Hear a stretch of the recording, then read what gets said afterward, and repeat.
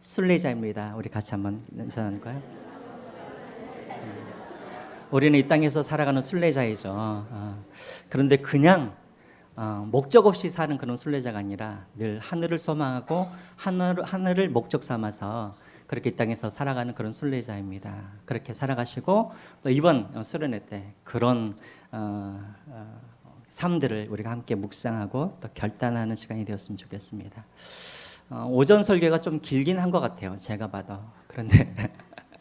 그런데 이제 제가 이렇게 자세히 하는 이유는 무엇이냐면 여러분들이야 뭐 성경에 대해서 잘 아시지만 우리 중고등학생들도 지금 같이 예배를 드리고 있고 우리 청년부도 같이 예배를 드리고 있고 또 우리 안에는 또 이제 교회를 막 다니시는 그런 성도님들도 계세요. 그래서 귀향이 지금 이제 우리가 창세기부터 쭉 지금 훑고 있지 않습니까? 그래서 우리 특별히 우리 다음 세대들에게 좀 더 자세히 좀 이렇게 가르쳐주고 싶은 마음이 있어서 좀 설교가 좀 길어지는 것 같습니다. 그래서 여러분들이 좀 양해해 주시고 오늘도 마찬가지입니다. 이미 여러분들이 다 알고 있는 말씀이에요. 그런데 우리 중고등학생들이나 우리 청년부에서는 이 말씀에 대해서 잘 모르는 청년들이 있을 것 같아서 오늘도 잘 아는 말씀이기 때문에 졸지 마시고 여러분들이 이 말씀은 우리 자녀들에게 주는 말씀이다 라고 생각하시고 어쨌든 잘 따라오셨으면 좋겠습니다. 자, 여러분 우리 오늘은 열왕기 상하를 하는 시간이죠. 사무엘 상하도 마찬가지지만 원래 열왕기 상하도 한 권의 책이었습니다. 한 권의 책이었는데 너무 분량이 많다 보니까 이것을 상하로 두 권으로 나눴어요. 언제 나눴냐면 저번 주에 말씀을 드렸죠. 주전 1세기에 이 히브리어 성경책을 헬라어 성경으로 바꿨던 70인경 그 성경을 번역할 때 이것을 갖다가 둘로 그렇게 나누게 되었습니다. 자, 열왕기가 무슨 말인가? 여러분 이 열자라는 게 무슨 말일까요? 10명이라는 뜻일까요? 아니죠. 우리 한번 한자를 한번 보여주시겠어요? 한자? 네, 저 열자는 바로 이 열자예요. 어떤 열자냐면 나열하다 그런 뜻입니다. 나열하다. 다시 말하면 이 왕들의 이야기를 뭐 하는 거예요? 차례대로 이렇게 나열한 책입니다. 다시 말하면 열왕기는 어떤 내용이냐면 이스라엘의 왕들의 이야기를 시간 순서대로 차례대로 그렇게 기록한 것이 바로 열왕기이죠.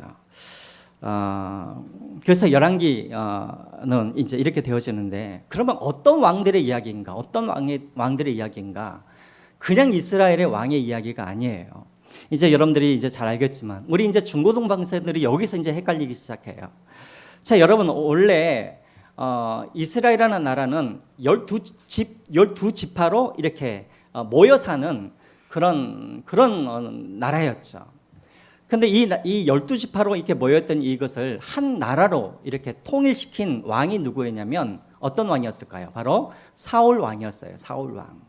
그러니까 전에는 각 지파마다 알아서 그렇게 살았는데 사울 왕 때부터 통일 왕국이 되어 가지고 이제 중앙에 그런 통치를 그렇게 받게 되었죠. 그래서 사울 왕부터 이제 통일 왕국이 시작이 되어져요. 그리고 다윗 왕 때 이스라엘이 부흥을 하게 되어지고 이제 그 다음에 다윗 왕 다음이 누구예요?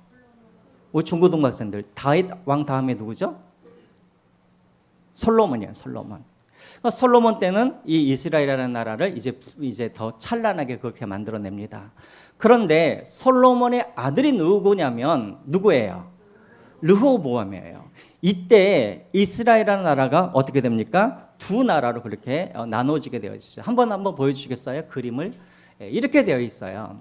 원래는 이스라엘이라는 나라가 하나가 되었는데 언제 이 이스라엘이 이 두 개로 쪼개지게 되어지냐면 솔로몬 때가 아니라 솔로몬 다음에 르호보암이라는 아들이 이제 왕이 되면서 이스라엘이 두 개로 쪼개지게 되어져요. 그래서 북쪽은 어떤 나라? 북쪽은 북이스라엘이라는 이름으로 그렇게 이제 나라가 세워지고 남쪽은 남유다라는 그런 이름으로 세워지게 되는 거예요. 근데 여기서 이제 우리 사람들이 좀 착각하는 게 열왕기 상하를 읽다 보면은 그냥 북이스라엘이라고 하면 되어 있는데 그냥 이스라엘이라고 나와요. 이스라엘이라고. 그러면 그 이스라엘은 누구를 말하는 거예요? 북이스라엘을 말하는 거예요. 그럼 남유다는 어떻게 되어 있냐면 유다의 왕 이렇게 나와요. 유다의 왕. 그래서 북이스라엘과 남유다로 이렇게 나눠지게 되어집니다. 그래서 이제 이 열왕기 상황은 이제 어떤 내용이냐면 이제 두 개의 나라로 나눠져 가지고 이제 어디까지 기록이 되어 있냐면 두 나라가 망하여서 다른 이방 나라로 포로로 잡혀가기까지 그때까지 기록이 이렇게 나와 있어요. 그럼 어떤 나라가 먼저 망했냐면 어떤 나라가 먼저 망했어요? 북이스라엘이 먼저 망했어요. 자, 그래서 여러분 저기 꼬리 부분에 보시면 북이스라엘의 마지막 왕이 누구냐면 누구예요? 호세아예요. 호세아 왕이 마지막 왕인데 이때 북이스라엘이 망하게 됩니다. 이때가 언제였냐면 주전 722년에 그렇게 망하게 되어져요. 자, 그때 남유다의 왕은 누구였어요? 히스기야 왕이었어요. 그래서 히스기야 왕부터 이제 쭉 그렇게 이제 시드기야 왕까지 이제 시드기야 왕 때 남유다가 그렇게 망하게 되어지죠. 자, 그래서 여러분들이 열왕기하 마지막 장을 보시면 어떤 내용이 나오냐면 저 시드기야 왕이 바벨론에 의해서 포로로 잡혀가는데 두 눈이 뽑혀가지고 그렇게 바벨론에 포로로 잡혀가는 그 장면으로 이렇게 열왕기하가 그렇게 끝이 나게 되어지는 거예요. 그래서 열왕기상은 솔로몬의 이야기로부터 시작이 되어서 열왕기하는 무엇으로 끝나냐면 시드기야가 포로로 잡혀가는 그때까지 이야기로 그렇게 진행이 되어집니다. 그래서 여러분 그 다음 걸 한번 보여주시죠. 그래서 열왕기상하의 구조는 이렇게 되어 있습니다. 열왕기상 1장부터 11장까지는 어떤 내용이냐면 솔로몬의 이야기가 나와요. 솔로몬의 이야기. 그래서 솔로몬이 이스라엘을 다스리는 그런 40년 동안의 통일 왕국에 대한 이야기가 나오고요. 그 다음에 열왕기상 12장부터 열왕기하 17장까지 어떤 내용이냐면 두 나라의 왕들의 이야기가 나와요. 근데 왜 열왕기하 17장에서 끝나게 되어지냐면 바로 열왕기하 17장에 누가 망하게 됩니까? 북이스라엘이 망하게 되는 거예요. 그래서 여기까지가 이제 또 중요한 장이고 그 다음에 이제 열왕기하 18장부터 25장까지는 이제 남유다 왕들의 그런 이야기가 쭉 그렇게 나오게 되어 있습니다. 한 가지 제가 보니까 저 뒤가 틀렸어요. 마지막 BC 561이라고 되어 있는데 586년에 망하게 되어지죠. 남유다가. 저게 좀 잘못되어 있습니다. 어찌되었건 이렇게 솔로몬 시대부터 그리고 남유다가 망하는 까지 그 모든 기록이 이제 열왕기 상하에 그렇게 기록이 되어 있습니다. 자, 그래서 우리 중고등 학생들이 이제 여기서 이제 헷갈리면 안 돼요. 야, 이스라엘은 한 나라가 아니라 두 개로 그렇게 쪼개져 가지고 그렇게 가는구나. 자, 그러면 여러분 어떤 나라가 더 빨리 망했다고 그랬어요? 북이스라엘이. 그럼 북이스라엘의 왕이 많을까요? 남유다의 왕이 더 많을까요? 남유다의 왕이 많겠죠. 북이스라엘은 몇 명의 왕이 나오냐면 19명까지 나와요. 19명. 그리고 남유다는 왕의 이름이 몇 개가 나오냐면 20명이 나와요. 20명. 그래서 좀 이상하죠. 왜냐하면 남유다가 북이스라엘이 망한 후에 남유다가 150년을 더 오래 그렇게 버티게 되거든요. 그런데 왕의 차이는 몇 명 차이밖에 안 나요? 한 명 차이밖에 안 나잖아요. 그럼 이 말은 무슨 말이에요? 북이스라엘은 그만큼 왕이 어떻게 되었다는 거예요? 빨리빨리 바뀌었다라는 거예요.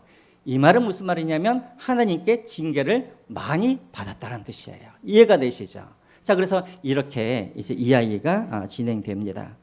자, 그러면 여러분들에게 이제 우리 중고등 학생들 잘 들으세요. 우리 어른들은 다 아시니까 주무셔도 됩니다. 우리 어린이들만 들으세요. 자, 그러면 남유다 이제 이스라엘이 두 개로 쪼개져지는데 왜 두 개로 쪼개졌을까요? 누구 때문에 두 개로 쪼개졌을까요? 누구 때문에? 네? 르호보암 왕 때문에요? 우리가 겉으로 보기에는 르호보암 왕 때문이에요. 이스라엘 백성들이 르호보암 왕 앞에 나와가지고 제발 세금 좀 감해 주십시오. 또 제발 노역 좀 조금만 해주게 해주십시오. 왜? 솔로몬이 20년 동안 성전 짓고 왕궁 짓고 이러면서 백성들이 너무나 힘들었거든요. 그래서 좀 감해달라 그랬는데 르호보암이 그 말을 들어줬어요? 안 들어줬어요? 안 들어줬어요. 그래서 르호보암이 유다 지파잖아요. 그러니까 나머지 10지파들이 에이 니들만 왕이냐 하면서 어떻게 해요? 10지파가 북쪽에서 나라를 그렇게 세우게 되어지죠. 그럼 우리가 보기에는 르호보암 때문에 나라가 두 개가 쪼개졌는가? 아니에요. 자, 제가 지금 말이 좀 빠릅니까? 네, 천천히 갑니다. 그 이전에 누구 때문에 나라가 쪼개지냐면 솔로몬 왕 때문이에요. 솔로몬 왕 때문에. 그러니까 오늘 교회 처음 나오신 분들은 솔로몬 왕 하면은 어떤 왕으로 생각이 되어져요? 지혜로운 왕으로 생각이 되어지지만 처음에는 그렇게 하나님 앞에 선한 왕이었어요. 그런데 점점점 가면 갈수록 어떻게 됩니까? 솔로몬 왕도 마음이 변하고 하나님으로부터 멀어지게 되어지죠. 그 내용이 이제 어디에 나오냐면 열왕기상 11장에 나와요. 그래서 여러분 한번 우리 열왕기상 11장 1절 한번 보겠습니다. 자, 무엇 때문에 솔로몬이 하나님으로부터 멀어지고 이스라엘이 두 개로 쪼개졌는가 한번 보여주시죠. 자, 1절 앞에 한번 보시죠. 11장 1절 같이 한번 읽겠습니다. 시작. 솔로몬 왕이 바로의 딸 외에 이방인의 많은 여인을 사랑하였으니 곧 모압과 암몬과 에돔과 시돈과 헷 여인이라. 솔로몬 왕이 여자들을 너무나 사랑을 했대요. 3절입니다. 3절. 그 다음 거 시작. 왕은 후궁이 700명이요 첩이 300명이라 그의 여인들이 왕의 마음을 돌아서게 하였더라. 부러우세요? 부러우세요? 자, 후궁과 첩이 다 합치면 몇 명이냐면 1000명이에요. 1000명. 아니 그러면 솔로몬은 왜 이렇게 첩을 많이 두고 부인을 이렇게 많이 두었을까요? 왜 그랬을까요?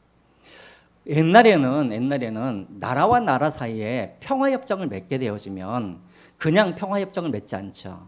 무엇으로 협정을 맺습니까? 서로 혼인을 맺으면서 평화협정을 맺잖아요. 우리 둘이 싸우지 맙시다. 왜? 사돈끼리 싸우면 안 되잖아요. 그래서 여러분 솔로몬이 주변의 이방 나라들의 공주들과 어떻게 합니까? 정치적인 목적 때문에 그들과 뭘 해요? 결혼을 하게 되는 거예요. 그래서 이방의 수많은 그런 공주들이 다 솔로몬에게 시집을 오게 됩니다. 근데 문제는 뭐냐면 문제는 이들이 시집을 올 때 그냥 온 게 아니에요. 혼수품을 준비하는데 이 혼수품이 뭐였냐면 뭘 가지고 왔을까요? 예, 자기들이 믿고 있는 신들, 그 신상을 다 하나씩 가지고 그렇게 예루살렘으로 온 거예요. 그래서 예루살렘 왕궁에서 이들이 신을 갖다가 모셔놓고 그 신들에게 기도를 하는 거예요. 자, 보세요. 한 300명의 이방 여인들이 예루살렘에 왔다. 그럼 신이 몇 개예요? 신이 300개가 되는 거예요. 300개가. 그럼 이제 솔로몬이 이제 그 남편으로서 야, 우리나라는 하나님을 섬기는 나라다. 없애라. 이렇게 하면 좋을 텐데 솔로몬이 얼마나 친절한지 그 부인들을 위해서 뭘 만들어줍니까? 신들을 섬길 수 있도록 예루살렘 곳곳에 산당을 만들어요. 그래서 여기는 첫째 부인 거 상당, 이것은 둘째 부인 거 상당 해가지고 산당을 수백 개를 예루살렘에 만들어 놓고 하나님이 아닌 각자 자기들의 신을 섬기게 하는 거예요. 자, 그랬더니 예루살렘에 있는 백성들이 그것을 보면서 야, 저 신 너무나 멋있네.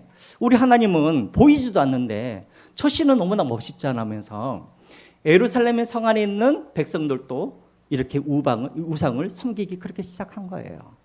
자, 하나님이 화가 났을까요? 안 났을까요?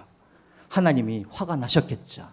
그래서 하나님이 이 솔로몬을 하나님께서 이제 저주를 내리십니다. 어떤 저주를 내리시냐면 열왕기상 11장 11절 말씀 우리 한번 보겠습니다. 열왕기상 11장 11절 말씀. 우리 중고등학생들 지금 따라오고 있어요? 주호 무슨 말인지 알겠어? 그래요. 잘 따라오세요. 지금 여러분들 때문에 어른들이 지금 고생하고 있는 거예요. 다 알고 계시는데.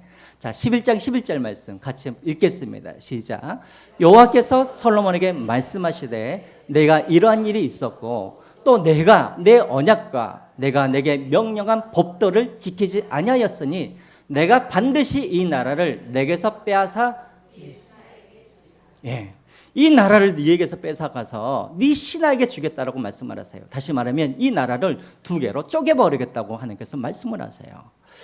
자, 그런데 이 신하가 누구예요? 이 신하가 바로 누구냐면 여로보암이라는 신하예요. 이 여로보암이라는 사람은 어떤 사람인가? 그 다음 걸 한번 보여주시겠어요? 자, 눈으로 여러분들이 그냥 한번 보세요. 그냥 제가 읽겠습니다. 이 사람 여로보암은 큰 용사라. 솔로몬이 이 청년의 부지런함을 보고 세워 요셉 족속의 일을 감독하게 하였더니, 자, 이 여로보암은 어떤 사람이었냐면 에브람 지파 사람이었어요. 에브람 지파. 근데 이 사람은 누구였냐면 그냥 성전을 건축할 때 공사판에서 일을 하는 그런 노동자였어요. 평민이었어요. 근데 다른 사람들은 다 농땡이를 칠 때 이 사람만 열심히 일을 하는 것을 솔로몬이 보고 그 사람을 여로보암을 뭘로 삼냐면 자신의 그런 건축을 하는 일에 감독관으로 그렇게 세우는 거예요. 그래서 솔로몬이 이 여로보암을 이제 그렇게 신뢰를 많이 했죠. 자, 그런데 하나님께서 바로 이 여로보암에게 아히야라는 선지자를 보내서 이 여로보암을 어떻게 합니까? 기름을 붓게 한 다음에 그로 하여금 왕으로 그렇게 세워 주시죠. 이게 바로 솔로몬이 살아있을 때였어요. 그것을 솔로몬이 알고 분을 내자 이 여로보암이 어디로 도망을 치냐면 애굽으로 그렇게 도망을 치게 되어집니다. 자, 여기까지 따라오시죠.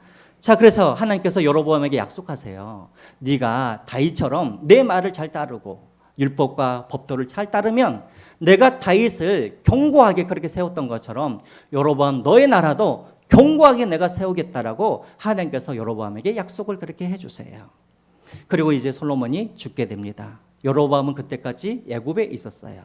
그러다가 르호보암이 왕이 되어가지고 아까도 제가 말씀드렸던 것처럼 좀 세금 좀 감해달라 그랬더니 르호보암이 거절을 하니까 이스라엘 백성들이 이제 열지파가 일어나서 누구를 데려오냐면 누구를 데려와요?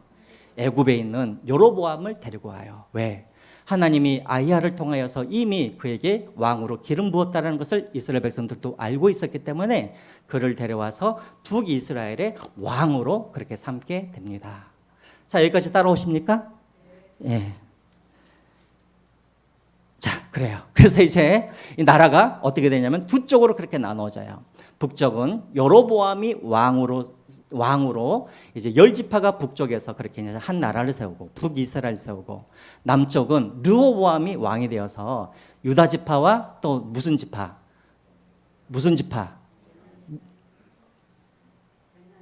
베냐민, 그렇죠. 베냐민 두 지파가 이제 남유다를 그렇게 세워서 두 개의 나라가 그렇게 세워지게 되는 거예요. 자, 그런데 이제 여러분 저를 한번 보세요. 그 이제 여러분들이 이제 열왕기상하를 읽으실 때 이제 여러분들이 어떤 기준을 가지고 여러분들이 읽으셔야 된다고 제가 말씀드렸어요. 전번에 사무엘 같은 경우에는 사무엘상하는 무슨 기준으로 보라 그랬어요? 다윗과 사울을 비교하면서 보라 그랬죠. 열왕기상하도 마찬가지예요. 여러분들이 열왕기상하를 보실 때도 어떤 눈으로 열왕기상하를 보셔야 되냐면 기준이 있어요. 기준. 어떤 기준이 있냐면 각 왕의 이야기가 나올 때마다 항상 그 뒤에 하나님의 평가가 나와요. 이 왕은 선한 왕이었다. 이 왕은 악한 왕이었다. 근데 그 기준이 무엇인가? 무엇이 기준일 것 같으세요, 여러분? 네? 하나님을 경외하는 것? 그것보다 더 구체적으로 기준이 있어요. 두 사람이 기준이에요. 그렇죠. 다윗과 여로보암의 길. 이게 바로 기준이에요.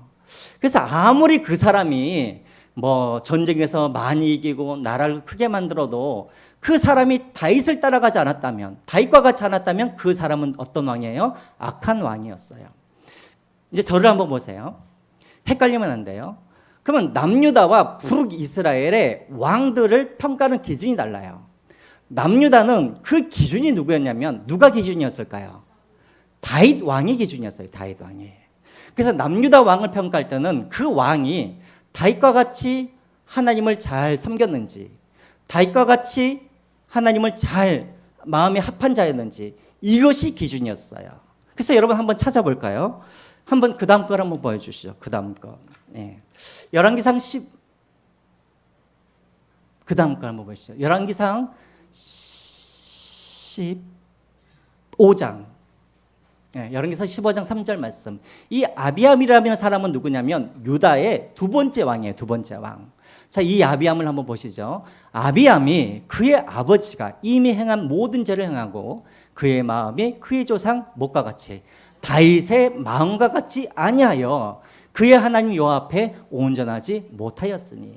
아비암을 평가할 때 무엇으로 평가하냐면 다윗과 같이, 다윗의 마음과 같지 아니하여. 다윗이 기준이었어요. 그래서 다윗과 같이 아니하였기 때문에 아비암은 어떤 왕이었냐면 악한 왕이라고 그렇게 평가를 하는 거예요. 그러면 남유다의 선한 왕은 누구였는가? 한번 보시죠. 그 다음 거 열왕기하 18장 3절 말씀. 하나님의 히스기야 왕은 이렇게 평가를 하는 거예요. 한번 같이 읽겠습니다. 시작. 히스기야가 그의 조상 다윗의 모든 행위와 같이 여호와께 보시기에 정직하게 행하여. 히스기야는 왜 하나님 앞에 선한 왕이었는가? 누구처럼 행동했다는 거예요? 다윗처럼 그렇게 행동을 했다는 거예요. 그러니까 남유다 왕을 하나님께서 평가하실 때 그 기준은 무엇이었냐면 다윗과 같이 행동을 하면은 선한 왕이었고 다윗과 다른 행동을 하였으면 어떻게 해요? 악한 왕이었어요. 그럼 여러분 북이스라엘은 누가 기준이었을까요? 다윗이 기준이 아니었어요. 북이스라엘의 기준은 누구였냐면 북이스라엘을 처음 만들었던 여로보암이 기준이었어요. 그런데 이 기준이 다윗과 좀 달라요. 북이스라엘의 왕을 평가하실 때 그 기준은 무엇이었냐면 여로보암인데 이렇게 돼요. 여로보암 같이 행동을 하면 악한 왕이에요? 선한 왕이에요? 악한 왕이 되는 거예요. 그러니까 남유다는 다윗과 같이 행동을 하면 선한 왕인데 북이스라엘은 여로보암처럼 행동하면 무슨 왕이 되는 거예요? 악한 왕이 되는 거예요. 또 여로보암처럼 행동하지 않고 그 길을 떠나면, 그 죄를 떠나면 그 왕은 어떤 왕이 되는 거예요? 선한 왕이 되는 거예요. 자, 그런데 이제 불행한 것은 무엇이냐면 여러분들이 열왕기 상하를 읽어보시면 단 한 구절도 그 사람이 여호와의 죄를 떠나서 또 내지는 여호와의 길을 걷지 아니하고 이런 구절이 나올까요? 안 나올까요? 다시 말하면 북이스라엘의 왕 중에 여호와가 걸었던 그 길을 걷지 않고 하나님의 길을 걸었던 왕이 단 한 사람이라도 있었을까요? 없었을까요? 없었어요. 네. 그래서 북이스라엘이 빨리 망하게 된 거예요. 그러면 계속해서 15번이나 열왕기 상하에서 계속해서 반복해서 나오는 구절이 있어요. 그 구절이 무엇이냐면 한번 보여주시겠어요? 그 다음 거 같이 한번 읽어보겠습니다. 시작. 여로보암이 행한 모든 죄를 따라 행하여 거기서 떠나지 아니하여. 이 구절이 열왕기 상하에 몇 번이 나오냐면 15번이나 나온다는 거예요. 그러니까 왕들이 북이스라엘 왕들이 항상 행하면 누구처럼 행했냐면 여로보암처럼 행하여서 죄를 떠나지 아니하고 죄를 짓게 되는 거예요.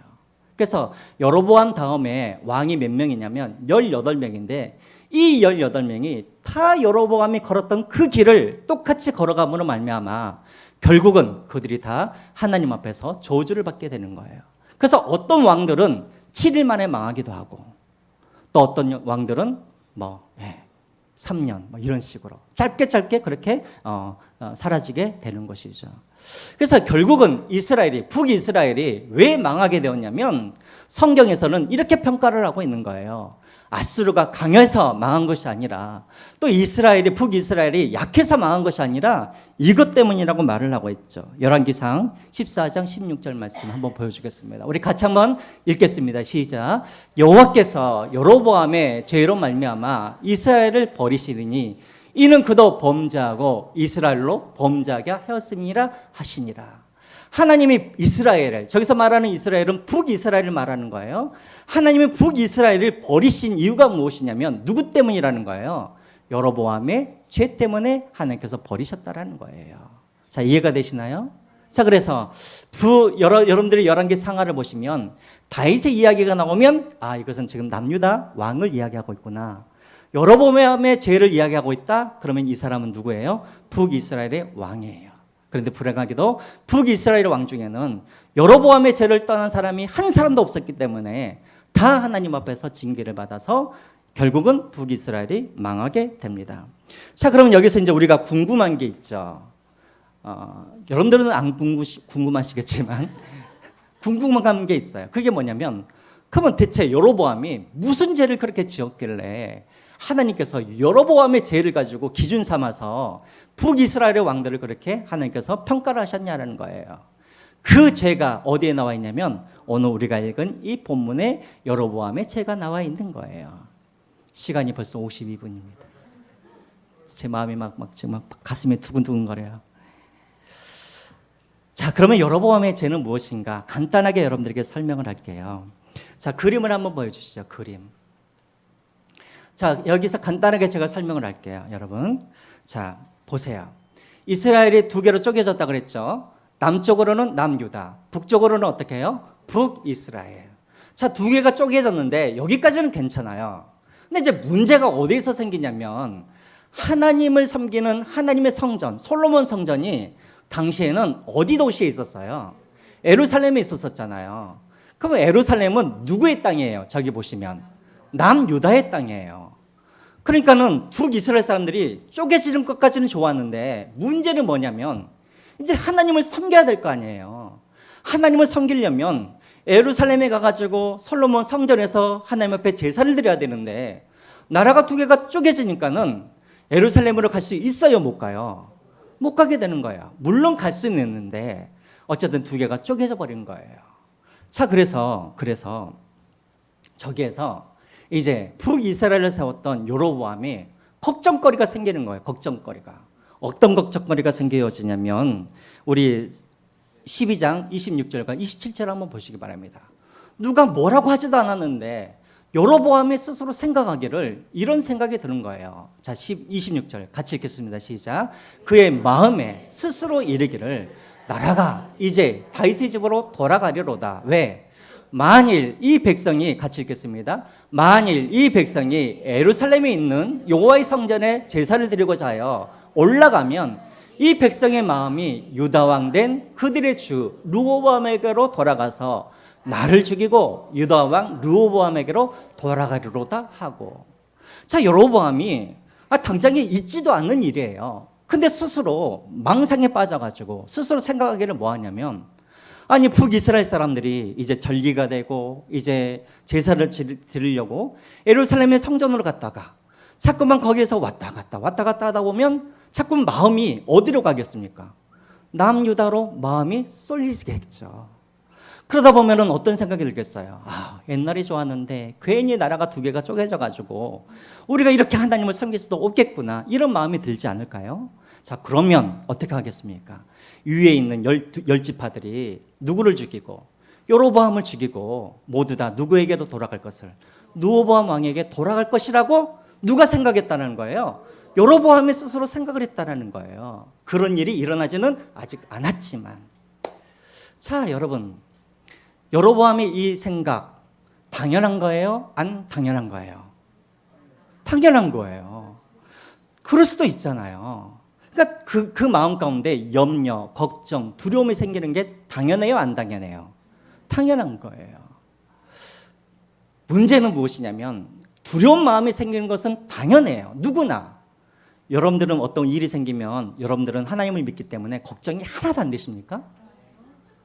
걱정되죠? 많잖아요.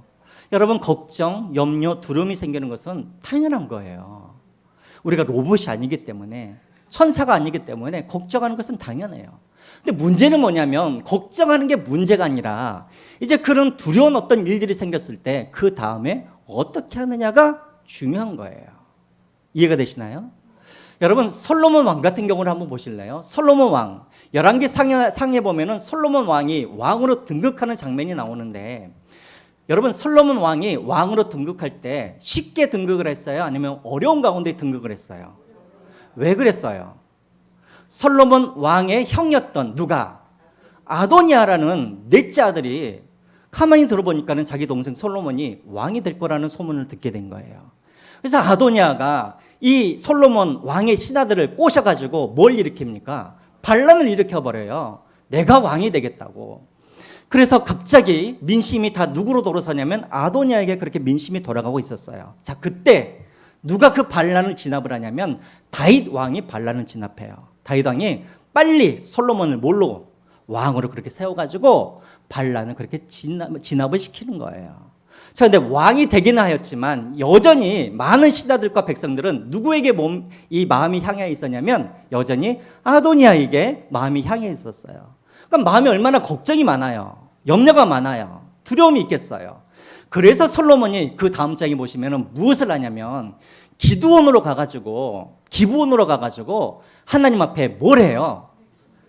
1,000번째 제사를 드리는 거예요.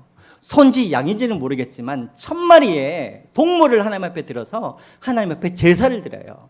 그러면서 하나님 앞에 엎드려서 기도를 하잖아요. 주님, 나는 어린아이 같아서 나는 이 백성들을 재판할 능력이 없습니다. 그래서 나에게 지혜를 주십시오. 듣는 마음을 주십시오라고 기도를 할 때 하나님께서 솔로몬에게 듣는 마음, 지혜를 주시고 부와 명예를 다 주시게 되어지죠. 그래서 솔로몬이 그 이후로 하나님께서 주시는 그 능력으로 나라를 이끌어갈 수가 있던 거예요. 솔로몬도 마찬가지예요. 지금 두려운 마음이 생겼어요. 그럼 무엇을 해야 될까요? 솔로몬처럼. 왜? 여로보암도 다 보았기 때문에. 그도 솔로몬처럼 하나님 앞에 엎드려 기도를 해야 될 텐데, 여로보암은 무엇을 하냐면, 다시 그림을 한번 보여주시죠. 여로보암이 한 게 무엇이었냐면, 첫 번째, 뭘 만들어요? 금송아지를 만들어요. 금송아지 2마리를 만들어요. 왜 금송아지를 만드냐면, 성전에는 반드시 있어야 할 것이 있어요. 성전에는 뭐가 있어야 돼요? 언약궤가 있어야죠. 언약궤. 하나님의 언약궤가 없으면 그것은 성전이 아니잖아요. 근데 북이스라엘은 언약궤가 있어요, 없어요? 언약궤가 없어요. 눈에 보이는 하나님께서 임재하셨다라는 상징이 없으니까 그가 언약궤 대신에 무엇을 만드냐면 뭘 만들어요? 금송아지 2마리를 만들어요. 그래서 한 마리는 어디에다 두냐면 북이스라엘의 가장 남쪽인 어디? 저기 베델에다가 한 마리를 두어서 거기에다가 산당을 지어요. 그 다음에 또 한 마리는 어디에다 두냐면 북쪽 제일 위쪽인 단이라는 곳에 또 산당을 만들어가지고 거기에다가 또 금송아지를 만들게 되는 거예요. 그래서 이스라엘 백성들로 하여금 이제는 더 이상 예루살렘에 갈 필요가 없다. 왜? 하나님이 어디에 계시기 때문에. 여기에 계시기 때문에. 하나님이 어디에 계세요? 이 금송아지가 바로 애굽에서 너희들을 인도하였던, 이스라엘을 인도하였던 하나님이라라고 그렇게 말을 하고 이 금송아지를 섬기게 해요. 자, 이것이 바로 첫 번째 이 여로보암의 죄였어요. 자, 그러면 또 성전에 반드시 또 필요한 게 있죠. 뭐가 필요해요? 31절 한번 보세요. 31절. 성전에 가장 또 필요한 게 뭐예요? 예. 하나님 앞에 제사를 드릴 수 있는 장소도 필요하잖아요. 근데 성전은 없으니까 가짜 모양의 성전을 만들어요. 그게 뭐냐면 바로 산당을 지어요. 또 성전에서 반드시 있어야 할 게 무엇이냐면 하나님 앞에 대신 제사를 지내야 할 제사장이 필요한데 레위지파들이 이 여로보암의 명령을 듣겠어요? 안 듣겠어요? 안 듣죠. 우리는 하나님을 섬기는 사람인데 금송아지를 섬기는 제사장으로 자기들을 만들겠다고 하니까 레위지파가 거부를 하죠. 그러니까는 누구를 제사장으로 삼아요? 하나님께 기름 부음을 받지 않는 일반 백성들을 제사장으로 삼아요. 두 번째, 이게 두 번째 죄예요. 세 번째 죄는 무엇이냐면 또 절기가 필요하잖아요. 하나님 앞에 제사하러 나가는 시간이 필요하잖아요. 절기. 그래서 33절에 보면은 이 여로보암이 가짜 절기를 만들어요. 원래 이스라엘에는 7월 15일이 되면 어떤 절기가 찾아옵니까? 7월 15일 초막절이 돼요. 이때는 온 이스라엘 백성들이 하나님 앞에 나와서 예배를 드리고 제사를 드리는데 일주일 동안 이 여로보암은 7월 15일 따라가기는 좀 뭐하니까 한 달 후인 8월 15일을 여호와의 절기로 정해서 모든 백성들이 당과 그 다음에 저기 위에 베델에 모여서 하나님 앞에 그렇게 제사를 지내도록 했다라는 거예요. 여로보암의 죄가 무엇인가? 여러분, 여로보암의 죄가 뭐예요? 그게 뭐예요? 네, 하나님을 뭘로 만들어버린 거예요? 우상으로 만들어버린 거예요. 여로보암의 죄는 무엇이었냐면 두려움을 가졌던 것이 죄가 아니라 그 두려움을 무엇으로 해결하려고 그랬냐면 우상을 만들어서 우상으로 하여금 그 두려움을 이기도록 했다는 거예요. 하나님을 의지하지 않고. 근데 하나님을 의지하지 않고 우상을 만들었는데 이 우상은 어떤 우상이냐면 하나님이라는 우상을 만든 거예요. 다시 말하면 자기가 만들고 싶은 하나님을 만들어서 자기가 원하는 시간대에 자기가 원하는 방법으로 자기가 세운 제사장을 통하여서 그렇게 하나님을 우상처럼 그렇게 섬겼다라는 거예요. 이 여로보암의 죄는 무엇이냐면 하나님을 섬기려고 우상을 만든 것이 아니라 뭐 하려고 우상을 만들었던 거예요? 하나님을 뭘로 이용하려고 했던 거예요? 나의 정치적인 목적을 위하여서 하나님을 이용했다라는 거예요. 자, 한마디로 여로보암의 죄는 무엇이냐면 하나님을 뭐 한 거예요? 하나님을 이용하려고 했던 죄였던 거예요.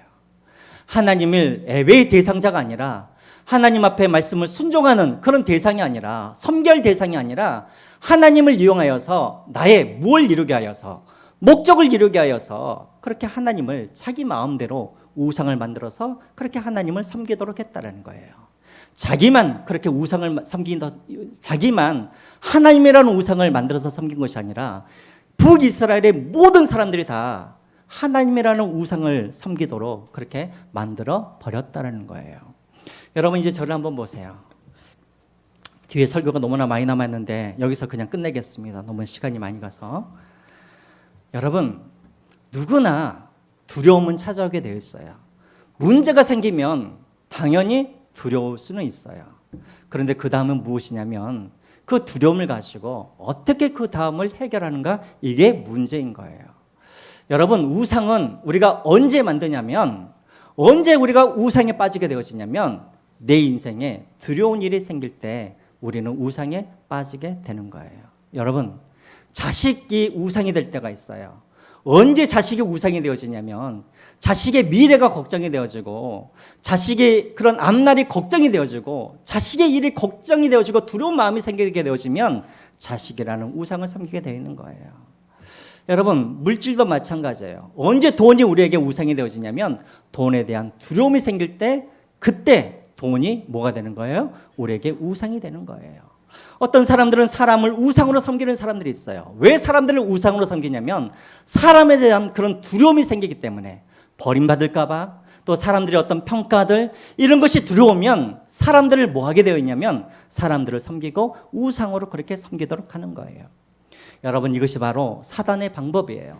사단이 우리를 하나님을 섬기는 자에서 우상을 섬기는 자로 언제 바꾸는가? 우리에게 먼저 무엇을 주냐면 막연한 두려움을 주는 거예요.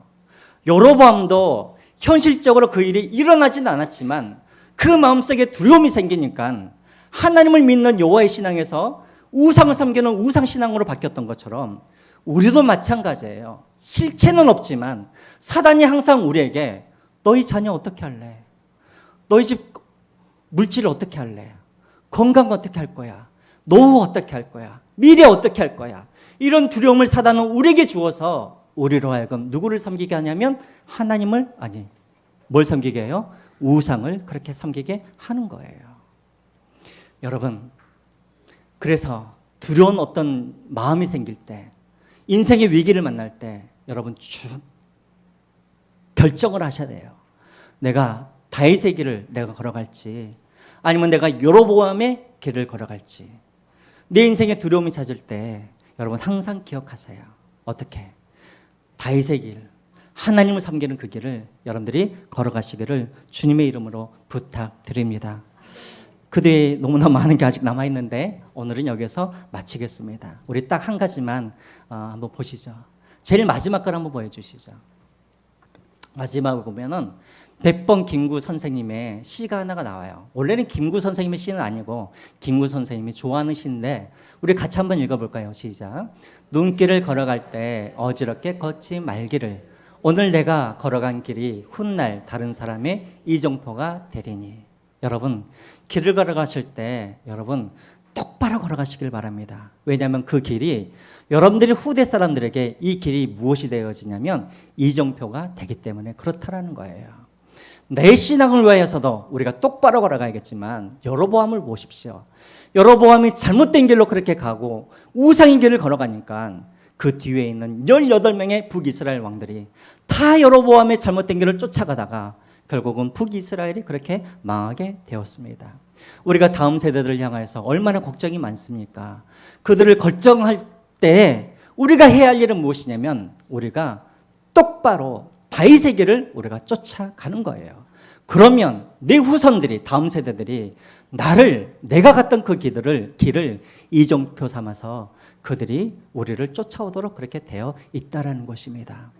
바라고나게는 여러분들이 믿고 싶은 대로 하나님을 믿지 말고, 여러분들이 성경에도 나와 있는 그런 하나님, 나오지도 않아 있는 그런 하나님을 만들어서 우상으로 섬기지 말고 성경에 나와 있는 그 하나님을 똑바로 믿고 그 하나님을 의지할 수 있는 저와 여러분들이 되시기를 주님의 이름으로 부탁드립니다.